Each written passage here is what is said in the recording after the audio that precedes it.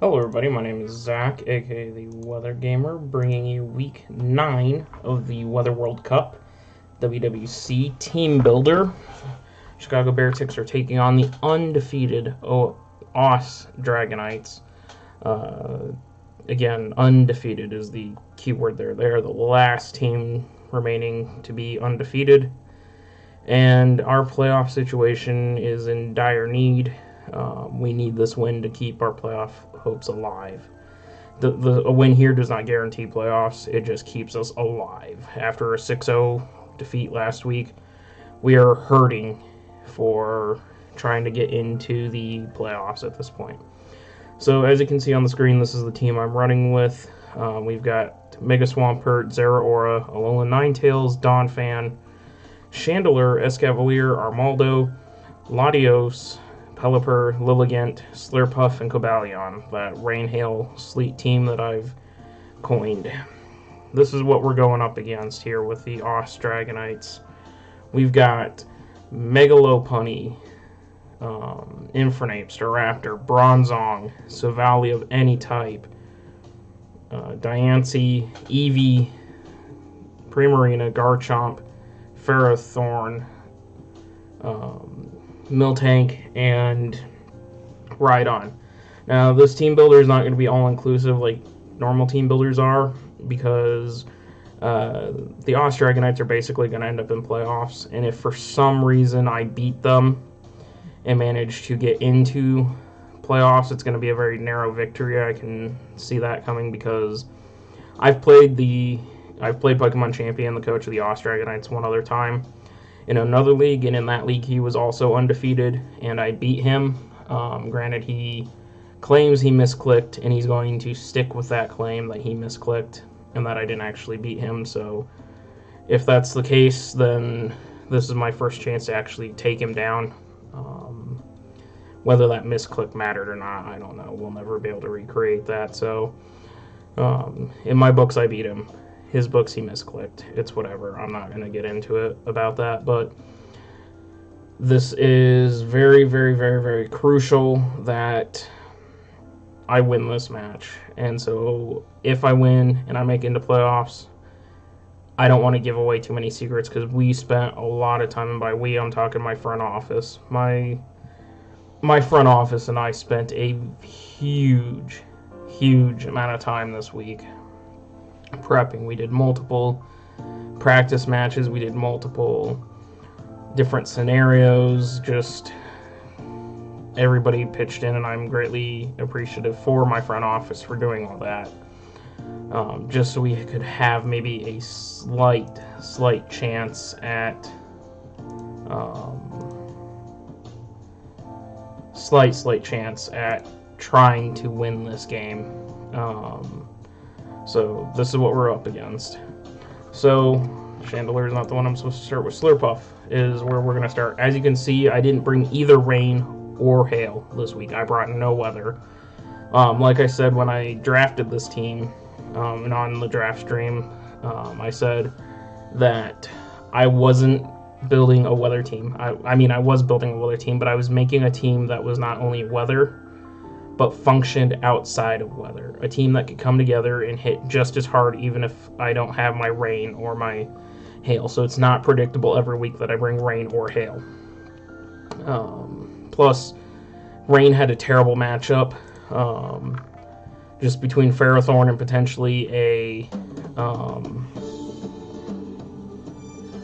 Ferrothorn and a Silvally Grass, Silvally Electric, Silvally whatever. It was just too big of a risk to run rain because there's too many checks on Champion's team. The Dragonites have too many checks to beat a rain team, and we didn't want to bring hail because he's got 3 Mons that just beat the living tar out of Alolan Ninetales, just alone with its steel typing 4 times weak to steel. Bronzong, Silvally Steel, and Ferrothorn Steel typing make it just too weak. Then you've also got plenty of access to fighting type moves across the board with all of his team, and plenty of access to fighting type moves with his team. It just, Ninetales had a poor matchup. So we didn't bring either or. Instead, we opted for Slurpuff. This was our designated lead. Slurpuff had to be the lead. It had to have a focus sash. That was my insistent. If we brought Slurp, it was not a belly drum sweeper. It was a web setter this week. Champion runs at least one Scarfmon every week, it seems. Just from watching his matches, he runs a Scarfer. What he runs Scarf varies week to week, but he runs a Scarfer. And I have nothing without scarfing Zeraora or forcing myself into scarves as well. I have nothing that outspeeds naturally Scarfers on his team. So I need webs. I have to have webs. Because if he just brings choice to everything and coverage, then I'm screwed. So Slurpuff was the lead. I had to get sticky webs, and I had to preserve sticky webs too. I had to hope. My hope for this match was no defog, because that's his only form of removal is defogging with Savali, defogging with Staraptor. So if he felt that hazards were a weapon that I was going to use, those two would come, they'd defog, and I'd be in major trouble, because without webs and him running scarfs, I can't beat him. So yeah, so I had to have webs. We had to have the sash, that way he couldn't OHKO me. Nothing he has Mold Breaker, so or has anything that could break through a focus sash and OHKO me, with Slurpuff being the designated lead. We had Flamethrower predicting that a Steel type were to switch in front of this thing, so if Savali Steel were to come in, if he hit me hard first turn, took me to my sash, I get webs up, and then, or he didn't hit me hard enough to kill me, and I get webs up, then he might bring a Steel type in to try and knock Slurpuff up. Then, because he'd have broken my focus sash, I'd lose the focus sash, and my Unburden would kick in, doubling my speed, and I'd outspeed everything but a Scarfer. I could Flamethrower against a Steel Savali or a Grass Savali and OHKO it, keeping that from defogging. If Staraptor were to come, we could T-Bolt that to keep the defog. Or if I get a matchup where Dazzling Gleam, this thing survives a return from a max attack Mega Lopunny, and then I can D-Gleam back and kill the Mega Lopunny. So I just threw coverage plus webs, sash and unburden. We went with Modest Nature, 252 special attack, so we can hit as hard as we can possibly without a boosting item. And then running a ton of speed. That way, with unburden, we can start smacking things around.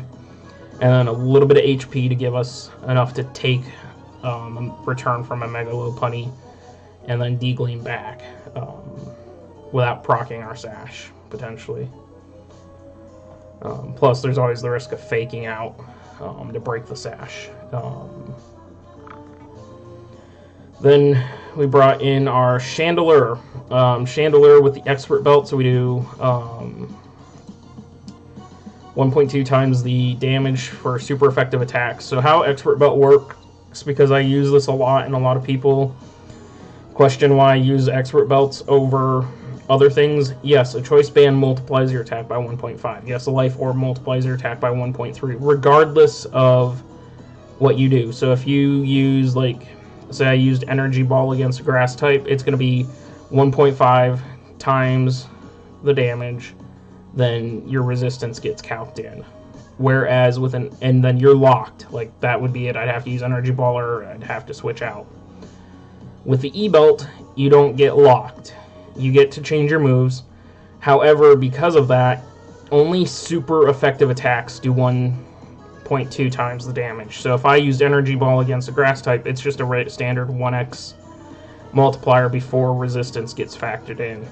However, if I use the Flamethrower against a Grass type, I get the stab boost, I get the 1.2 boost for the E-Belt, because it's super effective.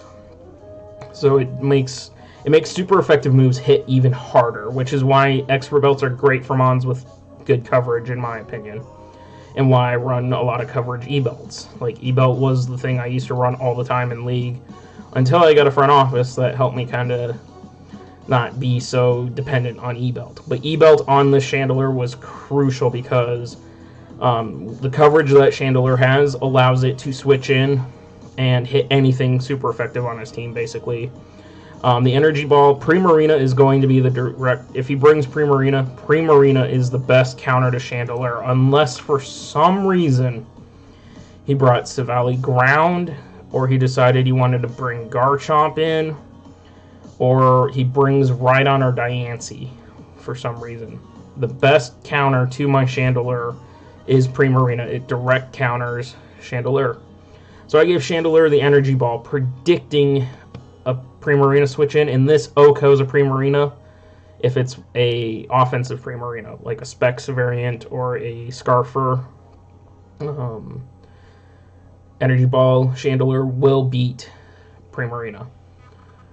If it's AV, unfortunately, it's only going to do about half damage to the Prima, and then the Prima can hit me back.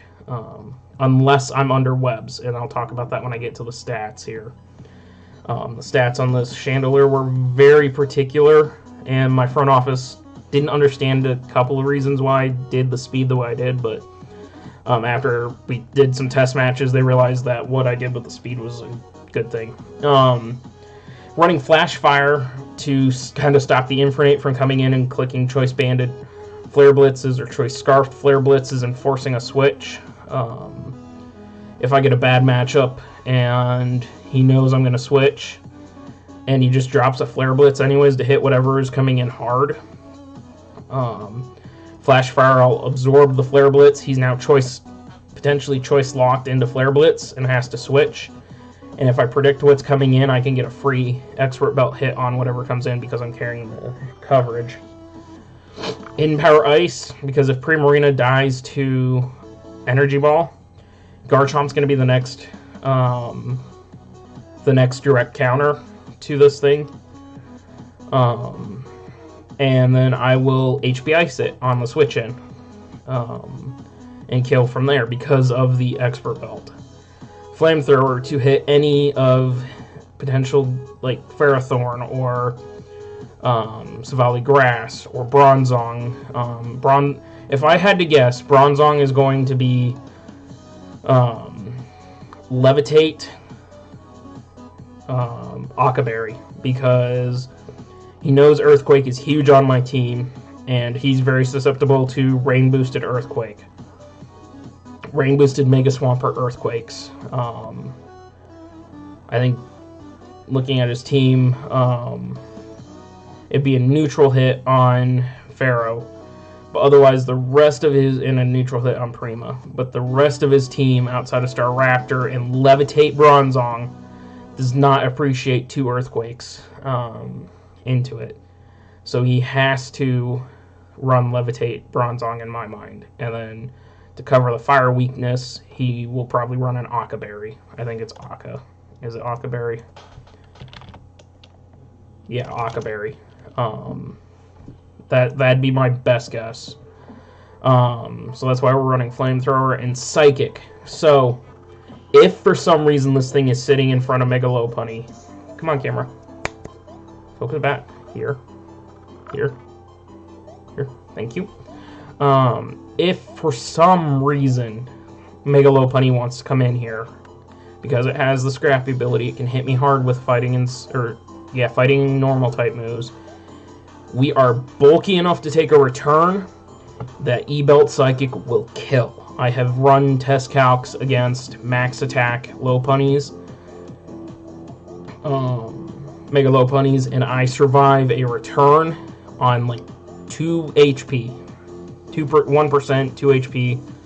I just, by the skin of my teeth, will survive, and then Psychic OHKO's back, and that would be huge to get rid of the Mega Lopunny. Looking at our spread, we went again with Modest because we want to hit as hard as possible. I mean, just look at that, 427 special attack, unboosted by the E-Belt. Then you throw that E-Belt on, and you're hitting incredibly hard. And then 252 into the HP slot to make us as bulky as we possibly can be from an HP standpoint. 4 endless speed. This 197, I was very lucky that 197 was all I needed to do this, because otherwise I would have had to start chewing out of my bulk a little bit.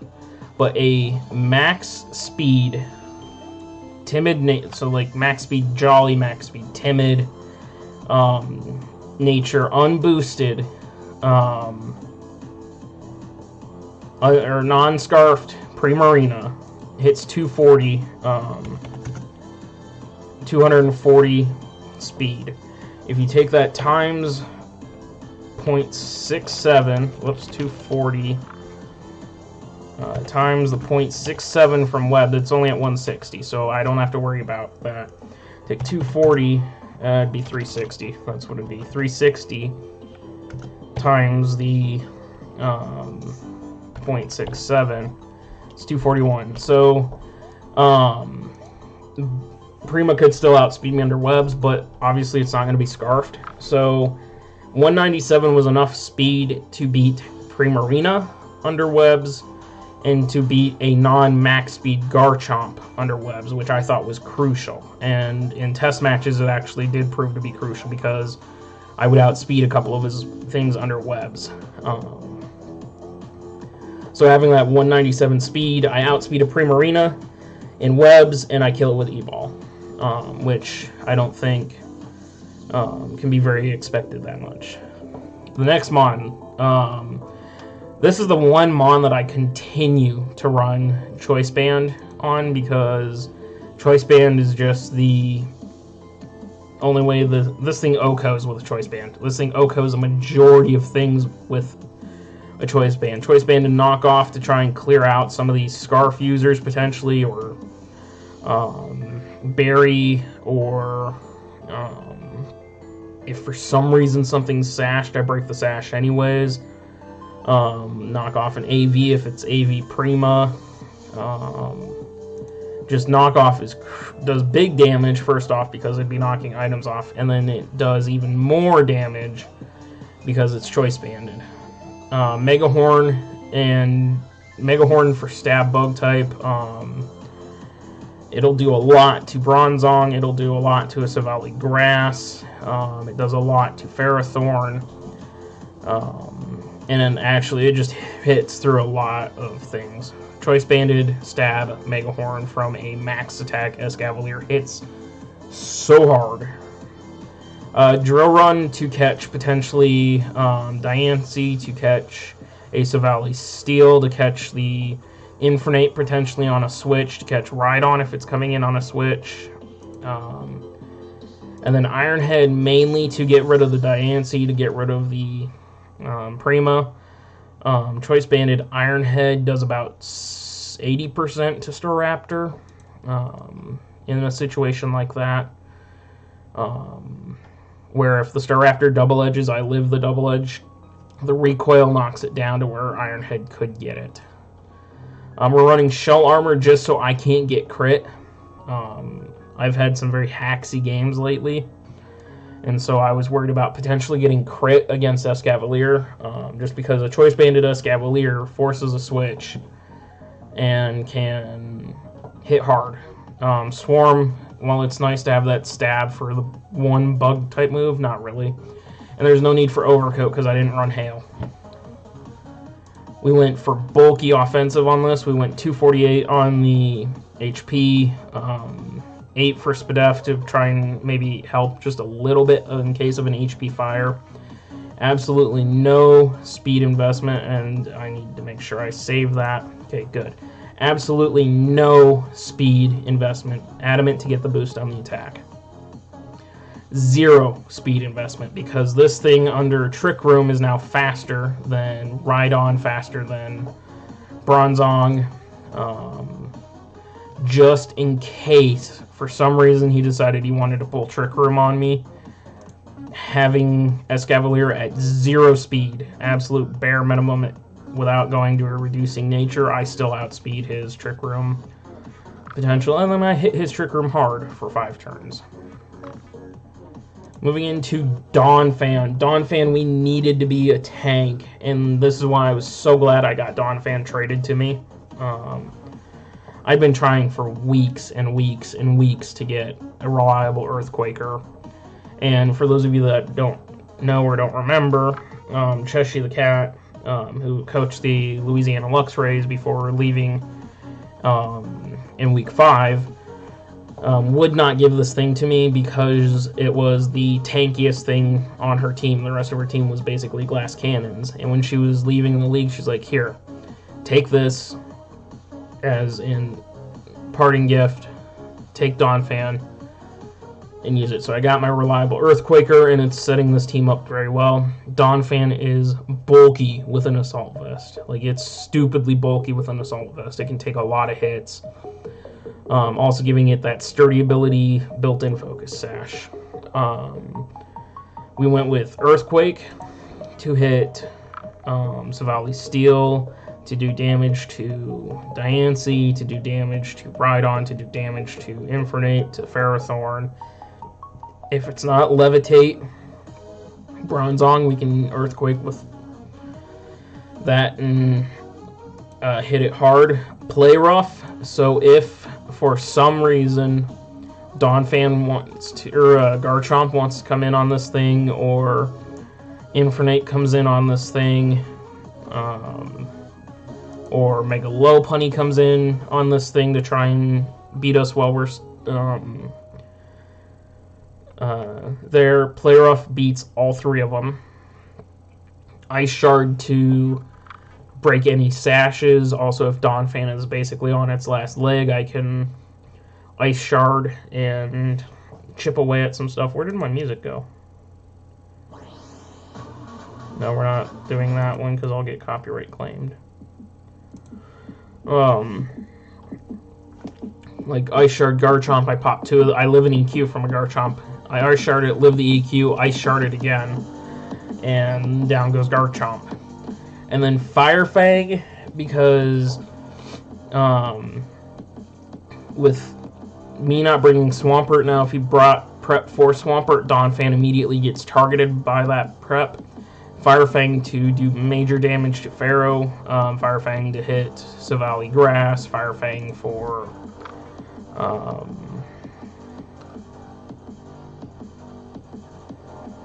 yeah, those 2 basically. Fire Fang to get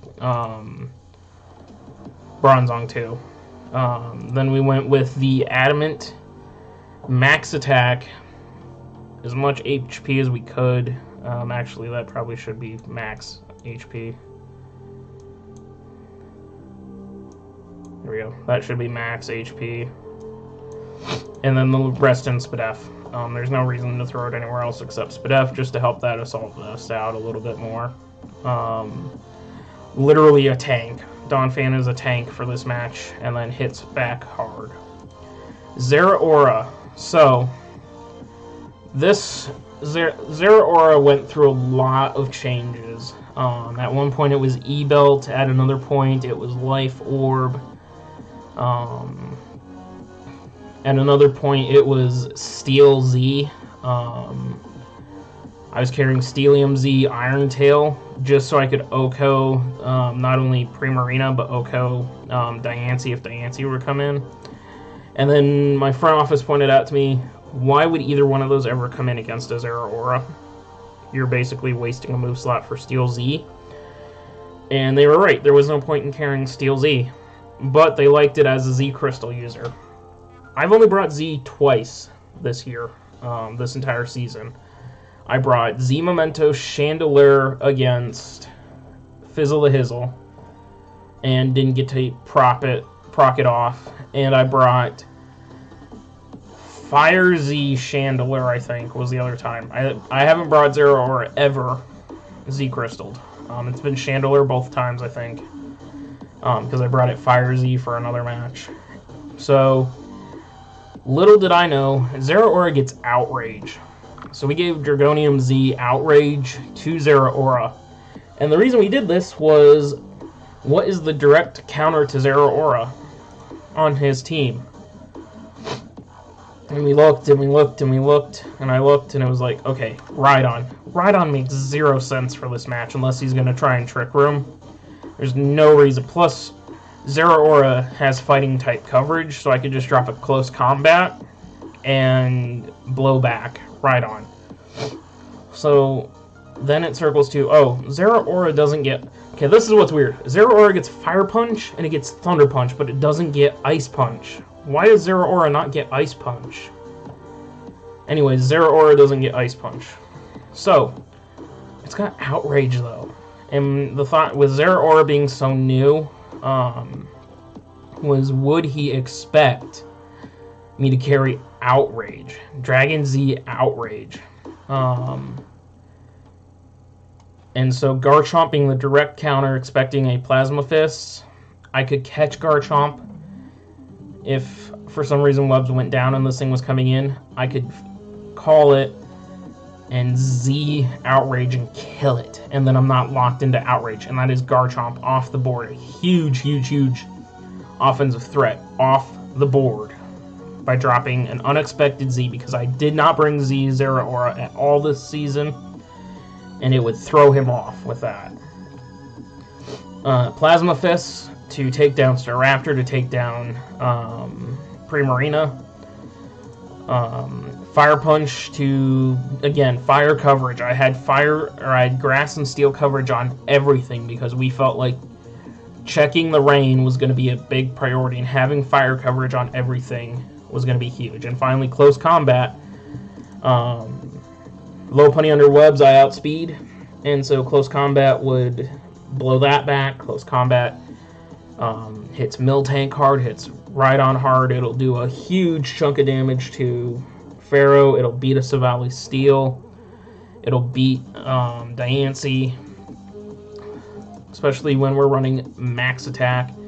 And this 156, 361 outspeeds a Scarfed Garchomp in webs. Like, I did not commit enough, and this is why I said with Slurpuff, webs were crucial in this match. Without webs, I was up a creek without a paddle.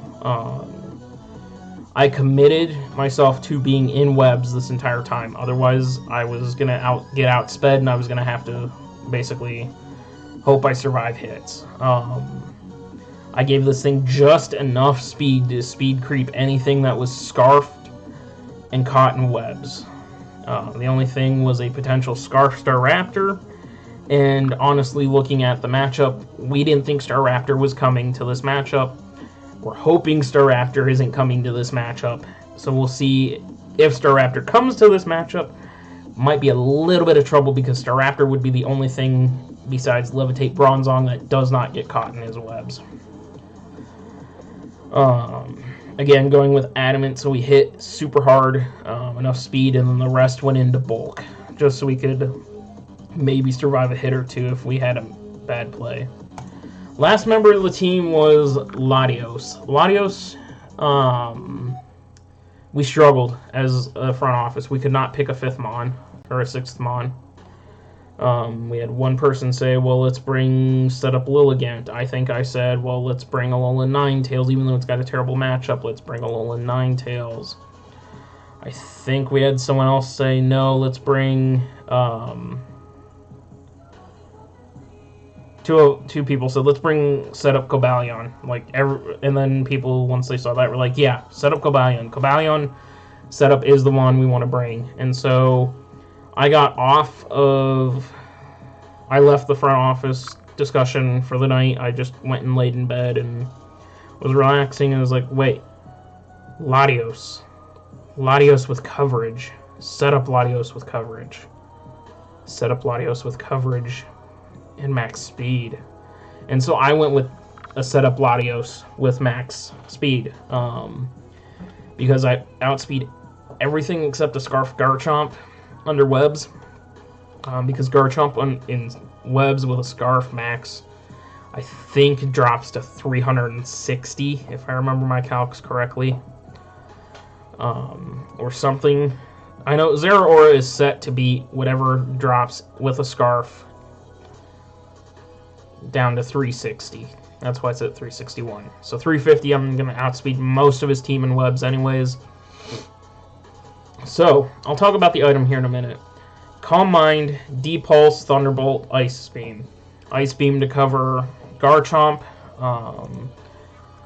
Ice Beam also to cover any grass types that he were to bring. Savali Grass, mainly to hit Savali Grass, to hit Staraptor if it came, and Garchomp. Thunderbolt to hit Staraptor, Prima, and just hit things hard. And Ice Beam to hit, or not Ice Beam, Dragon Pulse was mainly for Garchomp, and then Stab. And honestly, like, I can't change my team now because once I do the team builder, I'm locked. I'm not going to change the moves. Honestly, I'm thinking maybe Psychic would be better here, because Psychic would take care of so much stuff. I wish I had thought of that, but we're locked in with this. And then Calm Mind to set up and try and sweep with Latios. Now the question is, why am I carrying a King's Rock? Sorry, I have an itch on my ankle there. Why am I carrying King's Rock? I couldn't think of an item off the top of my head, and I was like, what do I Scarf? Do I Sash, Leftovers, Life Orb? I mean, what am I going to put on this thing? Expert Belt? And I was like, fuck it. Let's put King's Rock. And at the time of team building for this, I was also team building for DSL, which again, I had been team building for DSL and reviewing some of my DSL matches. And